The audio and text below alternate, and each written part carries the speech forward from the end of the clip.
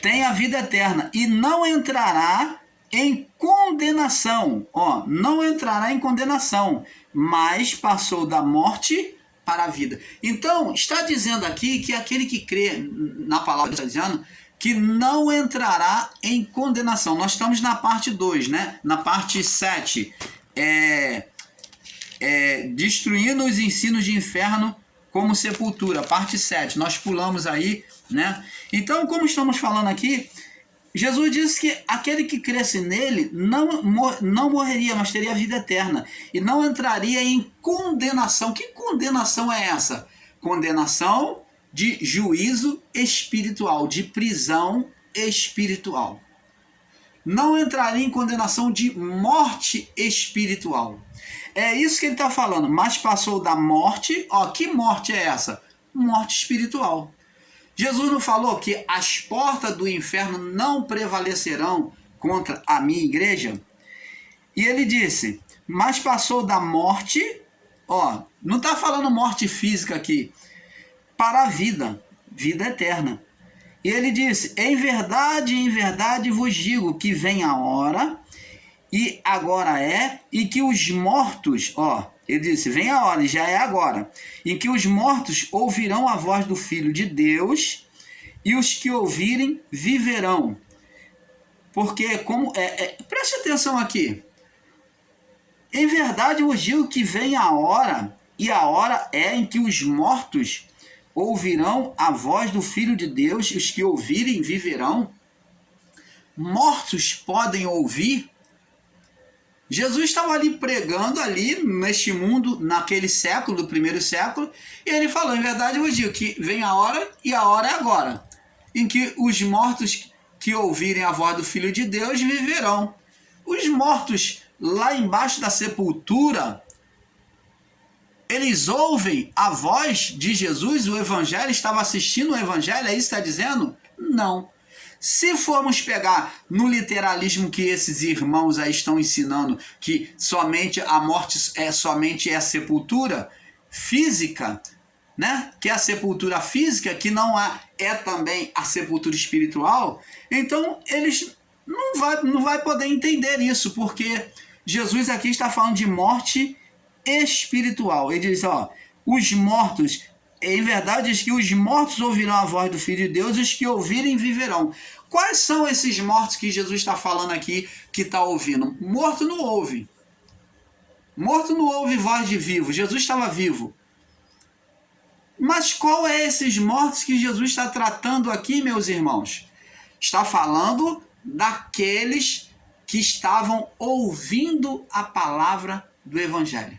Jesus estava dizendo, ó, vocês todos estão em estado de morte espiritual, mas aqueles de vocês, né, que os mortos que ouvirem a minha voz, aqueles de vocês que estão mortos aí, todos vocês, daqueles de vocês que ouvirem a minha voz, vocês viverão, sairão do estado de condenação espiritual. É isso que o texto está dizendo. E os que ouvirem a sua voz, a voz do Filho de Deus, viverão. Então está falando sobre aquele próprio povo. Então, uma certa feita, um dos discípulos que estavam seguindo Jesus falou, Senhor, eu creio que tu é o Filho de Deus, mas deixa-me sepultar primeiro meu pai, para depois então eu venho e vou te seguir. Jesus disse, deixa os mortos, que eram os familiares, porque todos estavam em condenação de mortos, só não estavam mais em condenação de mortos aqueles que estavam próximos a Jesus e ouvindo a voz do Evangelho, eles estavam recebendo a vivificação pela palavra do Evangelho. Os seus espíritos estavam sendo vivificados pela palavra do Evangelho. Por isso Jesus falou, deixa os mortos sepultar os mortos. Porque os familiares, aqueles que não estavam ali com atenção na palavra do Evangelho, para Jesus era morto, porque não recebeu a palavra, então estava em estado de condenação adeana, inicial. Você está entendendo, abençoados? É isso que é a morte. Então temos que separar um pecado que foi retirado, que é o pecado adeano, Esse daí foi tirado de todos. Ninguém tem essa condenação. Carregamos mais essa condenação.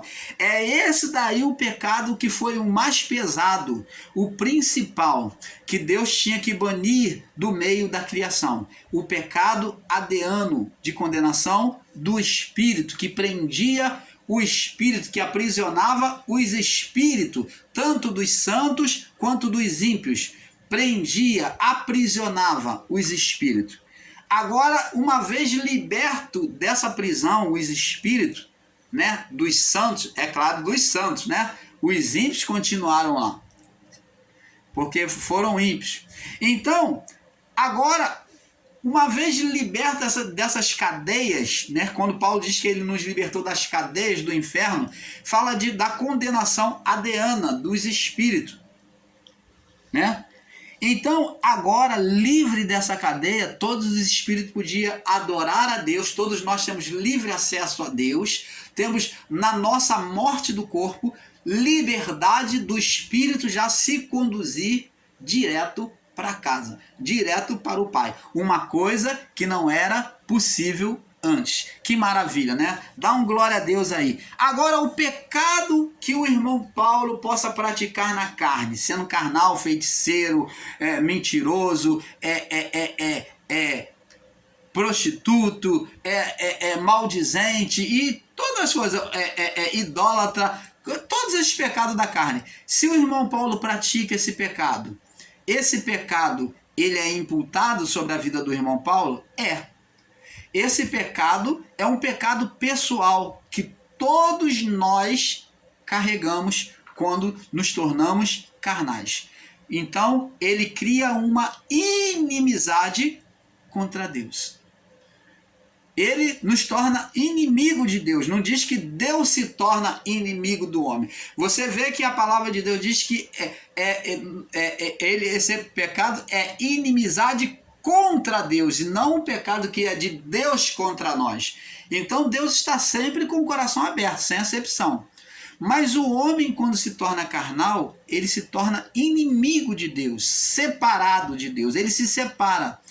Então, esse pecado pode nos levar ao inferno, sim.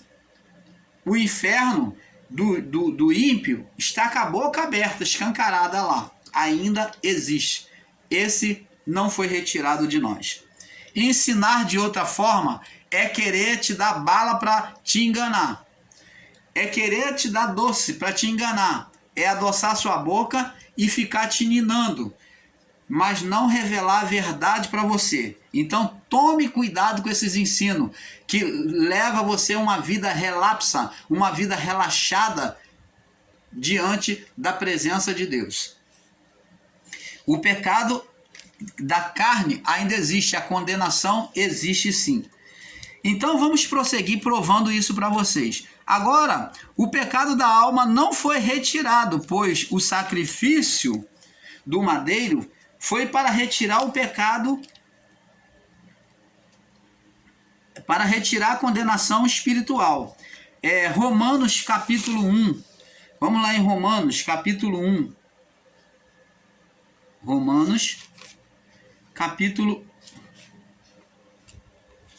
8, aliás. Romanos capítulo 8, verso 1. Romanos 8, 1. Olha o que Paulo disse, ó. Ele já dizia, ó. Vamos deixar a mente ser aberta para entender a palavra, tá? Olha só. Olha o que Paulo diz. E eles pegam um literalismo nessa palavra. O grande problema dos ensinos em graça é o literalismo.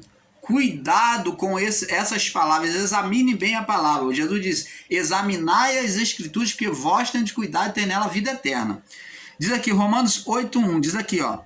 Portanto, olha o que Paulo diz. Portanto, agora nenhuma condenação há. Não tem mais nenhuma condenação há. Não tem mais condenação. Paulo está dizendo, não tem mais condenação de forma literal? Não. Vamos prosseguir o texto. Portanto, agora nenhuma condenação há para os que estão. Então ele está dizendo para todos. Paulo aqui não está dizendo que foi tirado o pecado que o homem não peca mais, que não comete mais pecado diante de Deus? Paulo está dizendo que nenhuma condenação há para os que recebem e abraçam o Evangelho, que vivem a prática do Evangelho. É isso que Paulo está dizendo. Que não vive na prática do pecado. Diz aqui, ó. Portanto, nenhuma condenação há para os que estão em Cristo Jesus. Quem é que estão em Cristo Jesus? Aí, vírgula. E ele vem explicar agora, ressaltar. Aqueles que estão em Cristo Jesus, quem são? Os que não andam praticando a vontade da carne, segundo a carne, mas segundo o Espírito, com letra maiúscula, segundo a vontade de Deus. E como é que se ensina que o pecado foi retirado? Nós estamos aqui falando de pecado, porque pecado e inferno estão interligados. E por isso, como já falei no vídeo anterior a este, né, abaixo, que o pecado não foi retirado de nós, estou aqui trazendo de novo junto com o inferno. Por quê? Porque inferno e pecado, que é o pecado é a condenação, e inferno também é a atuação, o juízo da condenação. Então, amados, como é que você pode ensinar que pecado foi retirado? Agora vamos ver em Mateus 18. Mateus 18. Vamos provando para vocês que esses irmãos aí estão totalmente equivocados. Existem muitas coisas boas ainda vendo, muitas revelações ainda provando para você que esses irmãos estão errados nos seus ensinos, totalmente equivocados. Mateus 18, no verso 8, diz assim, em diante, do 8, vamos ler o 8, 9, do 8 e o 9, diz assim,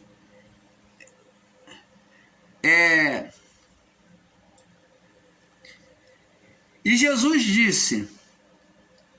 respondeu, já vos disse que sou eu, por que me buscais a mim e deixai a este?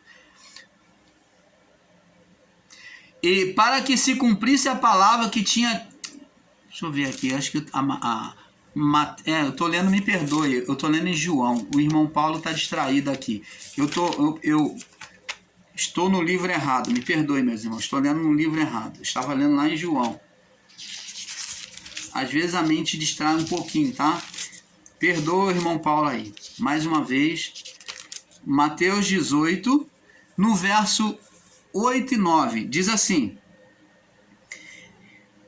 portanto, se a tua mão ou teu pé te escandalizar, corta-o e atira para longe de ti, porque é melhor entrar na vida coxo ou aleijado do que tendo 2 mãos e 2 pés e seres lançado no inferno. Ou se teu olho te escandalizar, arranca-o, atira para longe de ti, porque é melhor entrar na vida com um só olho do que tendo os 2 olhos e serem lançados no fogo do inferno. Então você está vendo? Entrar em que vida que Jesus está falando? Entrar em que vida? Na vida eterna. Então, o fogo do inferno é o fogo eterno, é o fogo de Deus. E eles ficam aí querendo reprovar o fogo do inferno, né? É o fogo eterno, dizendo que não existe fogo eterno, que no mundo espiritual não existe fogo eterno. Mas existe sim, como Deus é eterno. Fogo eterno significa fogo do eterno, fogo espiritual. E como é que se pode negar uma verdade dessa, meu irmão? Mateus 25, vamos agora para o capítulo 25, no verso 41. Mateus 25, no verso 41, diz assim, então dirá também aos que estiverem à sua esquerda, apartai de mim, malditos. Ora, os que estão à esquerda, Deus não gosta do lado esquerdo. Vamos explicar isso, que é um outro ponto. Apartai de mim, malditos, para o fogo eterno, preparado para o diabo e seus anjos. Porque tive fome e não me deste de comer, tive sede e não me deste de beber. Sendo estrangeiro, não me hospedaste, estando nu, não me vestiste, enfermo e na prisão, não me visitaste. Então, eles também lhe responderão dizendo: Senhor, quando te vimos com fome, com sede, estrangeiro e nu, e no inferno ou na prisão, e não te servimos? Então lhe responderá, dizendo: Em verdade vos digo, quando a uma desses pequeninos não fizeste a mim, e irão estes para o tormento eterno, tormento divino, eterno, do eterno, mas os justos para a vida eterna. E como é que se pode ensinar que não existe um fogo eterno? Então, amados, o irmão Paulo vai explicar que Deus, existe até dentro do mundo político aí, de dizer que a esquerda é do mal e a direita é do bem. Presta atenção. Deus não tem menor problema com o lado de direita ou esquerdo do homem. Para Deus é a mesma coisa.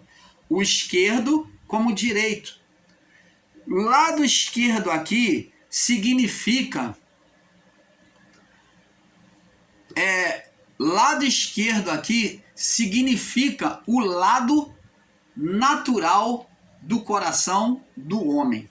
É o lado humano, o lado carnal. Então dirá aos que estiverem à sua esquerda, aos que foram carnais, aos que agiram pelo impulso da natureza da carne, os que agiram pelo impulso do coração carnal, porque naturalmente o nosso coração, ele nasce inclinado para o lado esquerdo. O coração do homem, ele nasce com a ponta inclinada para o lado esquerdo. Isso é uma coisa natural, tá? O que é normal é isso, que o coração esteja mais inclinado para o lado esquerdo.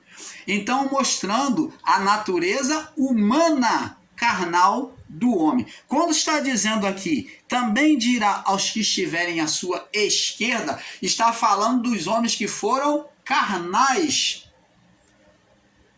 E não que Deus tenha algo contra a esquerda, do lado esquerdo do homem, e o lado direito a favor. Não. Agora, o que é o lado direito? Então dirá os que estão à sua direita, é o lado preferencial. Lado direito demonstrando o lado espiritual, enquanto o lado esquerdo demonstra o carnal, o lado esquerdo, que é o sobrenatural, demonstrando o sobrenatural, o espiritual no homem, que é lado direito ou lado de força. Normalmente todos nós somos destros, é o que é de ser normal. Existem pessoas que são canhotas, são esquerdas, mas o normal é as pessoas nascerem destra. Então lado direito é o lado de força, é o lado que nós usamos mais a força, que pegamos, que recebemos mais com o lado direito, que é o lado da honra, o lado direito, né? Como Deus faria, o cordeiro se assentaria do lado direito do Pai, que é o lado de força, o lado de honra. Então está falando do lado espiritual, e não que todos os dois lados do homem fisicamente são a mesma coisa. É claro que em termo físico para o homem, o direito tem mais força do que o esquerdo, e muitas das vezes para o canhoto, o esquerdo tem mais força que o direito. Mas não que Deus tenha escolhido partido de direita ou de esquerda, porque existem irmãos aí, evangélicos, que tomam isso daí como literal e diz que esquerda é do mal, que o lado esquerdo do homem é do mal. Não. Quando está falando aqui do lado esquerdo, está falando do homem carnal, da inclinação do coração. Então é usado o lado esquerdo para demonstrar o lado humano, carnal do homem. Você está entendendo, abençoados? Então, abençoados, você vê que o fogo eterno, que é eterno, que é divino, é de Deus, como Deus é eterno. Então os que estavam lá do esquerdo iriam para o fogo eterno, preparado para o diabo, para os que são carnais e os seus anjos. Agora vamos no livro de Gálatas. Vamos no livro de Gálatas, no capítulo 5, vamos observar aqui o que diz o livro de Gálatas, capítulo 5. Olha o que Paulo diz aqui no livro de Gálatas, capítulo 5. Gálatas, capítulo 5, no verso 1. Olha que maravilha o que diz aqui, ó, para abrir ainda mais os nossos olhos. Ó, olha o que Paulo diz. Estai, pois, firmes na liberdade com que Cristo nos libertou. Opa! Qual a liberdade que Paulo está tratando aqui que Cristo havia libertado eles? Qual a liberdade? Que liberdade que Paulo está falando? Liberdade de acesso a Deus, de ter um espírito não mais que seria aprisionado no inferno, ainda que fosse santo, no paraíso dos santos, né, no seio de Abraão, ou no abismo, no Hades. Então agora Paulo está dizendo que para eles não haveria mais a prisão dos santos, mas Paulo está falando de uma liberdade, de uma libertação dos espíritos. Estai, pois, firme na liberdade com que Cristo nos libertou, da prisão espiritual, né? E não nos torneis, olha o que Paulo diz, não torneis a colocar-vos debaixo da servidão. Paulo está dizendo, ó, Cristo te libertou do estado de condenação espiritual. Agora não seja mais escravo do pecado. Adão pecou e trouxe prisão. Cristo te libertou. Agora você não seja mais escravo, não se bota mais debaixo do jugo da servidão do pecado, não. É isso que Paulo está dizendo. Não vos colocar e não vos torneis a vos colocar debaixo do jugo da servidão. Você está entendendo, amado? Então, está dizendo que Cristo tirou pecado inicial, adeano, da condenação.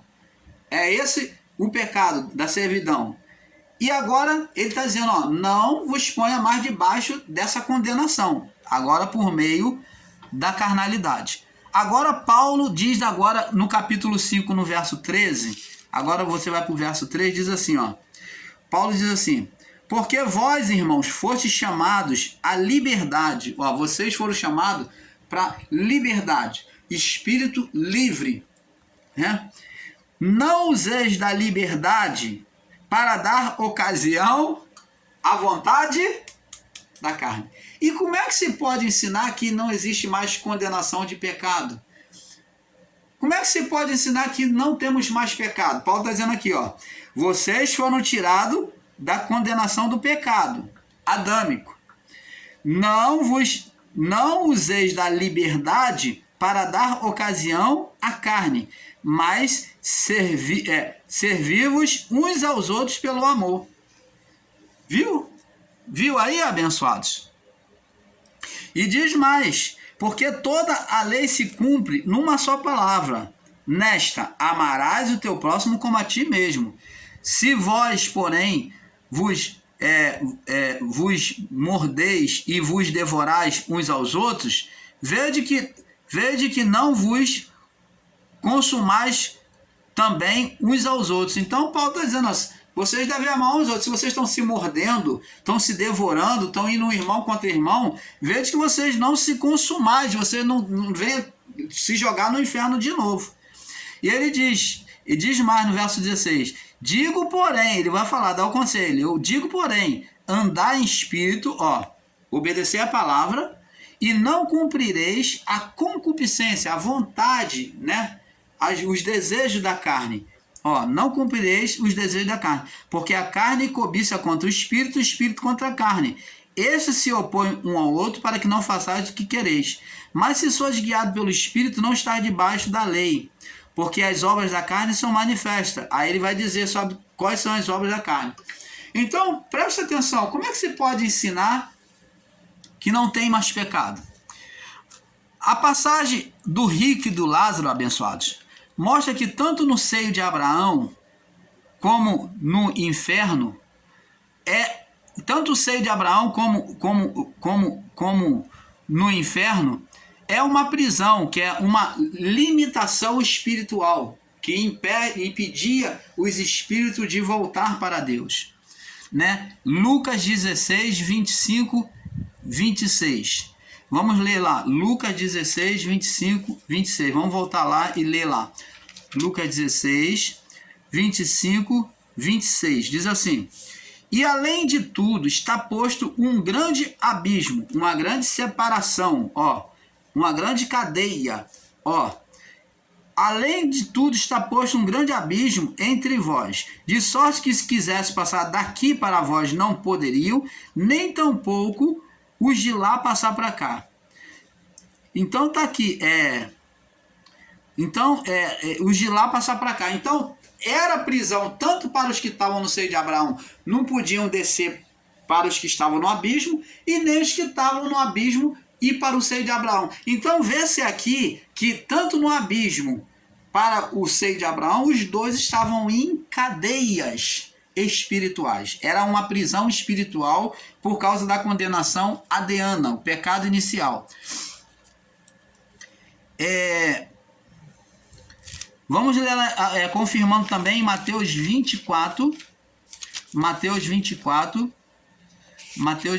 no verso 20, Mateus 5, Mateus capítulo 5, Mateus 5, no verso 24, diz assim, 24 ao 29.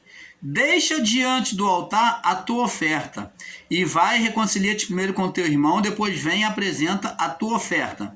Reconcilia-te depressa com o teu adversário. Está falando da vida cotidiana do homem para com o seu próximo, e que diante desta vida, né, Deus está assistindo, e as forças do inferno também assistem o homem. Está mostrando aqui, reconcilia-te depressa com o teu adversário, que são o espírito que condena a pessoa, né, contra seu irmão.